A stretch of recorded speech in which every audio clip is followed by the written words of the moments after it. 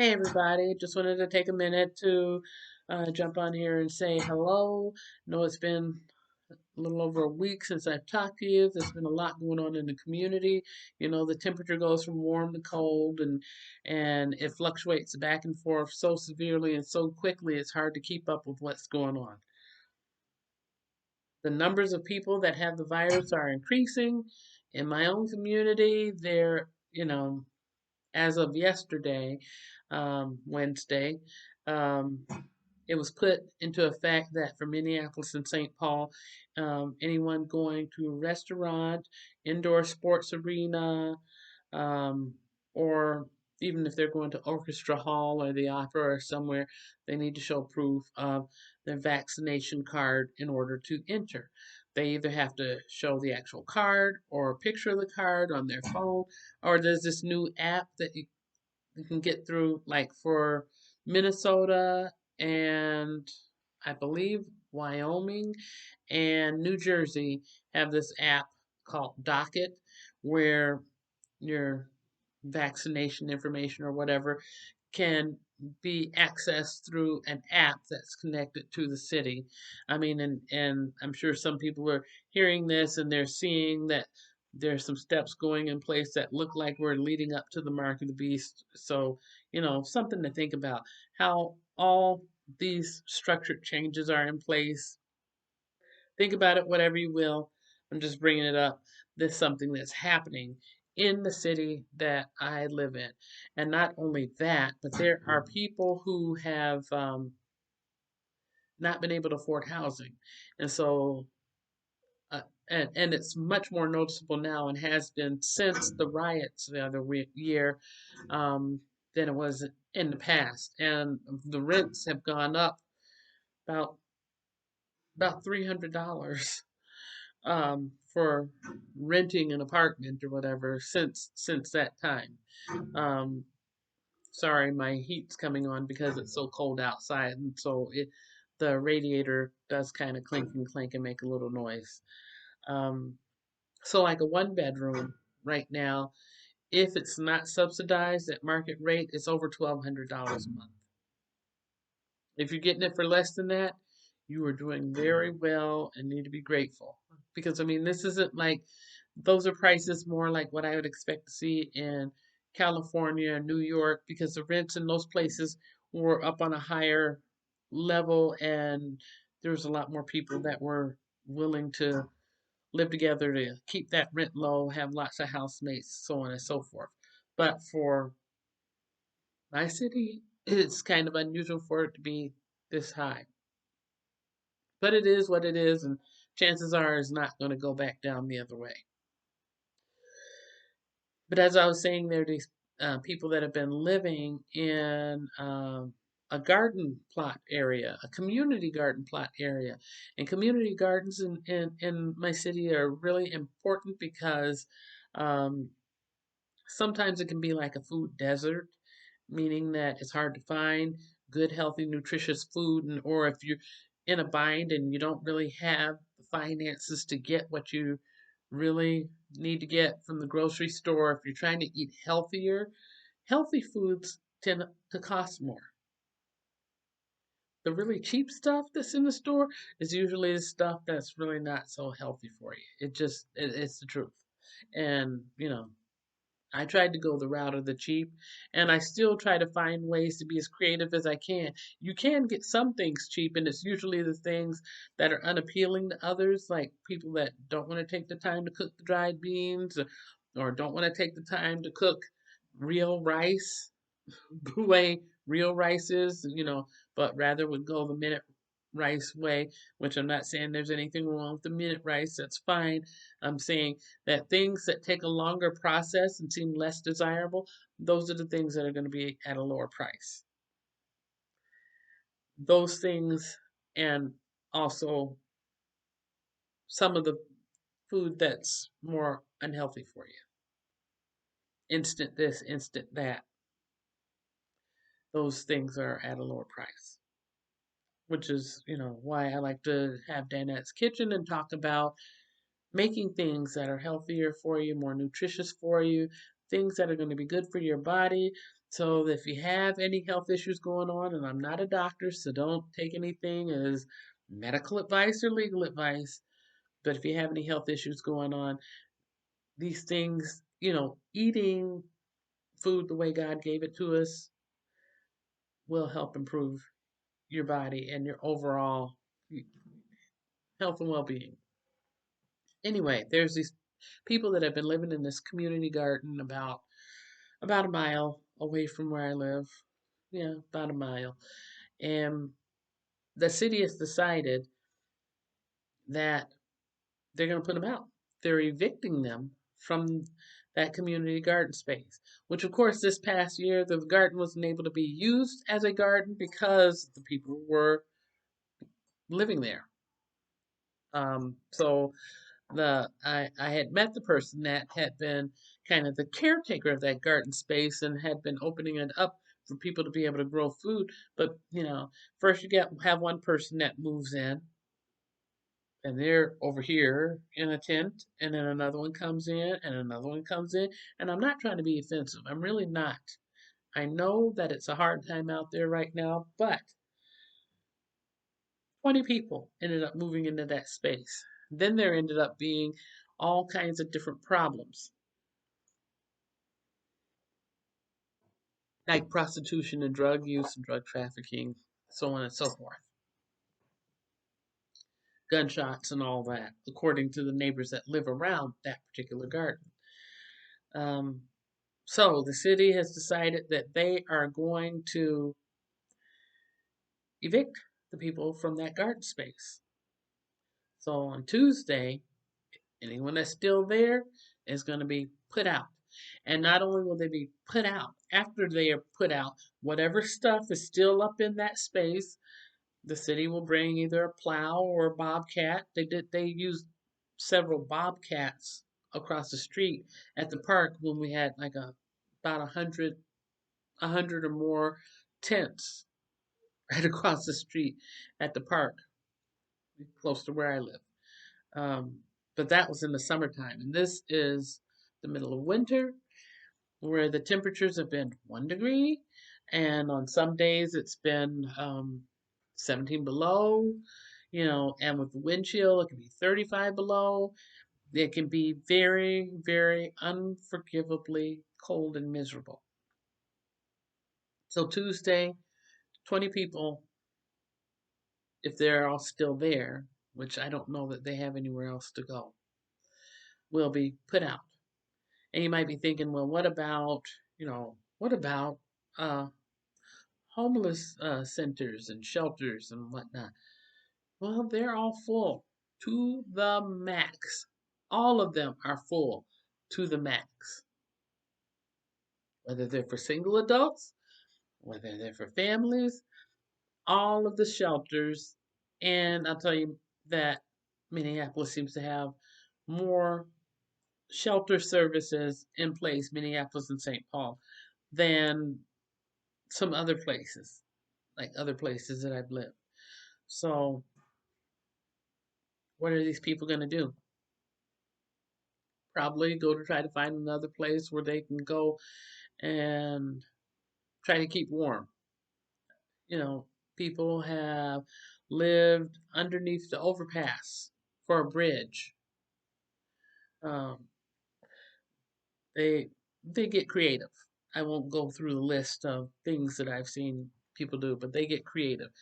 And I got together with a group of other concerned people in the community, and we said, "What are we going to do? How can we help? Can we make an appeal to the mayor?" And the answer is most likely no, because the mayor's the one that said, "Nope, it's been enough of this. They've been there almost a whole year. Time for them to go." Even though it'd be better to put them out when the weather is warm, because really, who's benefiting from planting anything right now? Nobody. But I do understand that because of the recent gunshots, that they want them gone, because way too much is going on, making the communities feel way too unsafe. So they want them gone. Where are people going to go? I don't know. What can we do to help? One person said, let's give them tents. Well, I think they already have tents that are probably about to be mowed down, and if we give them more tents, they're going to go somewhere else, then have to pitch that tent. I don't have finances to give people tents, and if there's money in any kind of fund to give people tents, I guess that's on whomever chooses to do that. It's kind of a time when I wish more people were van dwellers because then at least they would have somewhere to be. Except that if you have a van and you've got it fixed up, and if for some reason it won't start, and there were to be a snow emergency, which happens regularly in my city, if you're not able to move it, the city will move it for you to the impound, which is going to cost you money. Then you're out of another roof over your head. But if you're able to get it, have a van or something like that, and have it running and be able to move it from point A to point B, that could be a good scenario for someone.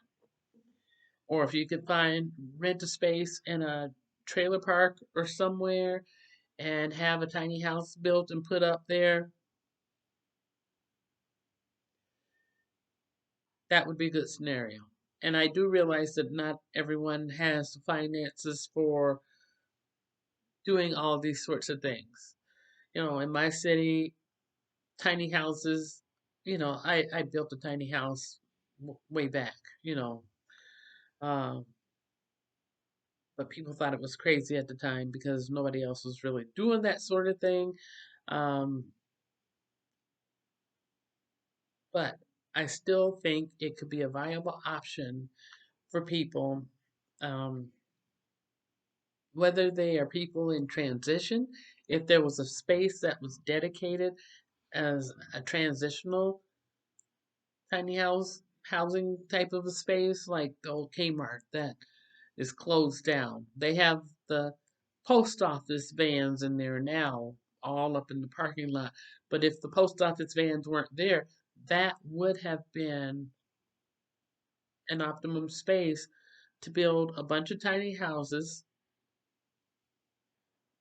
have them all in the parking lot, and they can be used as transitional housing, or people can have a part in the sweat equity of building their tiny house and making payments till they pay off the full cost for what it took to build it. And like when I built a tiny house, it cost me $7,000 total. And that's because of, having the inverter and putting the solar panels on the roof and the whole 9 yards, including because mine was on wheels. Um, so it cost me 7,000 with the whole shebang. But at that price, people could get off the street, and if they even had a small income like something from general assistance or something, they could be paying towards owning that tiny house. The building where the Kmart was could have been restructured on the inside and opened up and used as a place with public restrooms, because there are men and women public restrooms in there. There could be like a food service area in there. There could be a nursing station. There could be a small medical area, like a little mini clinic or urgent care for that community. That's what I'm saying. Um, I think it would have been reasonable and it could have really worked. I tried to present that to the mayor, who didn't have really time to talk to me. He wasn't really interested, and so now here we are with an enormous housing crisis, and they're building, two or three different buildings that are affordable and brand new, which are nice, but you can only get so many families in there. You're not going to be able to handle everything. And if you're saying this building is only for people from this particular culture, then that kind of X's out a whole bunch of other people. And isn't that kind of a discriminatory practice? Maybe. I'm just saying. Um, so I'm rambling on, but times are changing, and there's a lot of people losing their homes. There's people that can't afford food. There's, people that have not been able to afford housing or decent medical care. There's people who maybe just barely afford housing but cannot afford medical care or their medicine.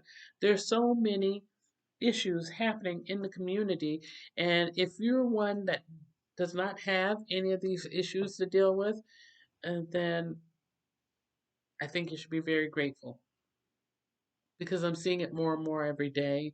I'm seeing more people get sick and go to the hospital or repeatedly go back and forth from the hospital to home, just back and forth, like they're on a tether. Like every time they leave, they end up going back. Um, and for these people who are going to be kicked out of a very humble space that they're calling home on Tuesday, it's like, I don't even know where to start with that or how to deal with that. And my brain has been trying to figure it all out, but it's difficult. So I have been doing all that I know to do as a piece of the solution and using my hands to make things. Um, Keeping my hands busy in a positive way, making scarves or something that can be used as a shawl because that's fairly wide. Um, I'll try to make 20 so that if nothing else, they at least have something to put over their shoulders or around their neck, or they can put it over their head or whatever they want to. But hopefully, it will add a little layer of comfort and warmth for them. And I won't stay on here much longer, but I just want to say um, we all need to really be serious about being prepared and being open minded and seeing what's going on around us because the same thing that's happening to other people could very easily happen to us. We're all one or two paychecks away from having some rough times. And I just, we need to work together as a community of people. And community does not always mean those people that are right next door to you. It's the person that's down the street. It's the person that's trying to stay warm in the bus shelter. It's the person that's in the public restroom at the library trying to heat up ramen noodles from the hand dryer. And yes, there are people like that because I have met some of those people. And when they saw that I was there, like the person in the restroom, they said, "Don't judge me. I'm doing the best that I can." And I just said, "I'm not trying to judge you. You know, I'm really not trying to judge you. I know it's hard. And just because my experience is not the same as their experience, it doesn't make their experience any less valid. It doesn't make them any less human. And we don't know the stories of the people that are struggling the way they are. Yeah, some people may have put themselves in some bad situations. Some people may have been doing some illegal activity that got them into the situation. But sometimes a person gets sick and can't afford to pay their rent or their mortgage or whatever, and they end up getting put out. Sometimes a person has been couch surfing, going from place to place to place to place because they lost their job, having a hard time getting another job. Sometimes it's a person's personal beliefs and their convictions, and they say, "No, I don't want to take that jab." And they have every right to say that. Does it make everybody feel comfortable? Some people will be okay with that, and some people will not be okay with that.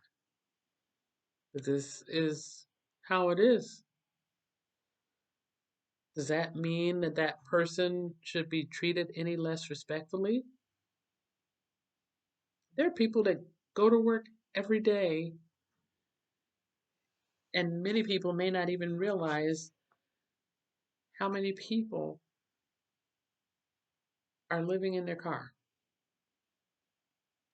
or are bathing in the gas station, in the sink in the gas station, or whatever their situation may be. I'm not saying that every time you pass somebody you got to give them a buck or 20 bucks or whatever, but how about a kind word or a smile? Got an extra scarf? Or if you're very crafty or handy, make some. Hang them out on the trees as you walk down the street.